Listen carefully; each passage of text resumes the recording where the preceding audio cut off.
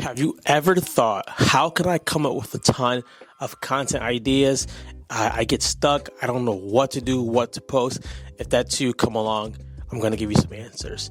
My name is Drew Koss. Welcome to the Unstuck Podcast, where we answer questions about content for people who are 40 and over to help them with social media. So today's topic, we're talking about content ideas, how to come up with them. Now, every post is going to say, go to ChatGPT, go to AI, and just type in questions. Yes, you can do that. I'm not knocking that at all. I just want to give you some information that helps you actually go implement today. Usually where there's a lot of steps or a lot of complexities, we usually do nothing, and we want to kill procrastination. So number one, I'm going to say, think about how you can make your content different. So the first thing you can do is share behind the scenes. Share what's going on about your business behind the scenes. Are you building something? Are you coming up with a product? Are you trying out a new service? If you can, tape you actually working with a client.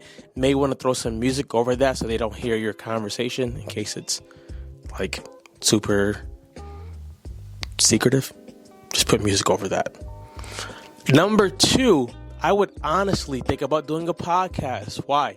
A podcast is completely you. No one can mimic you. You can talk about your behind the scenes with your job. You can talk about a topic that matches your industry. And the cool thing about a podcast, you can use it for so many things.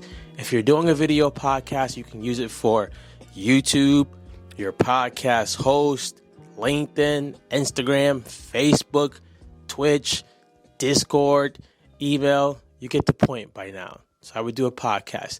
The third way is to literally think, what are the top questions people are asking in your industry?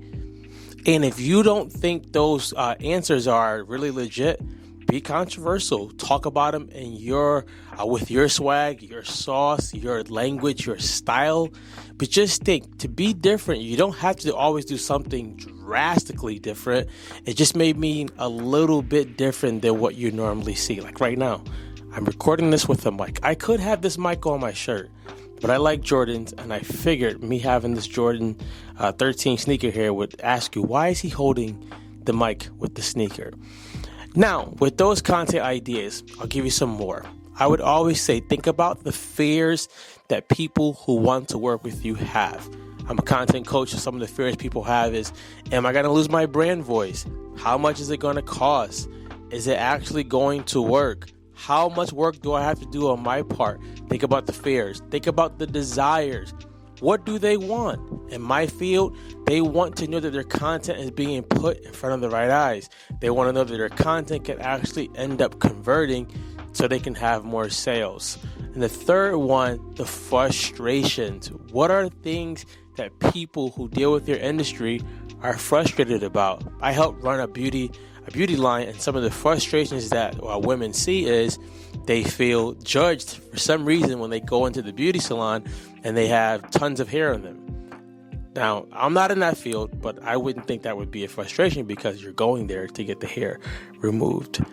And then, of course, if you want, you can go to ChatGPT and AI. But what I would say is the key and the secret, I saved the best for last, is answer the questions that people are asking you about the product. If people are asking you questions, that means they're interested. And if they're asking you questions, somebody else probably has that same questions. You can make a load of content just by doing that. For a long time, my podcast episodes were literally just answering questions that the audience had. That's all it was.